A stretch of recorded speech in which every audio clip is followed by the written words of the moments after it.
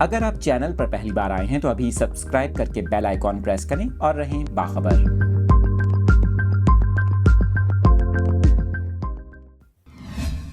اہم خبر آپ کے ساتھ شیئر کر رہے ہیں۔ محکمہ موسمیات نے کراچی سمیت سندھ کے مختلف شہروں میں بارش کی پیشگوئی کر دی۔ محکمہ موسمیات کا یہ کہنا ہے کہ مغربی ہواؤں کا سلسلہ ملک کے بالائی علاقوں پر مسلسل اثر انداز ہو رہا ہے۔ مغربی سسٹم آج سے ملک کے جنوبی اور مغربی علاقوں میں داخل ہوگا۔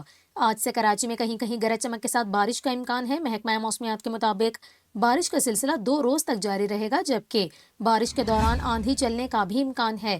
اس کے علاوہ محکمہ موسمیات کا بتانا ہے کہ 13 اور 14 اپریل کو سکھر، کشمور، لاڑکانہ، دادو، کمبر شہداد کوٹ، جامشورو اور سانگھڑ میں آندھی اور بارش متوقع ہے۔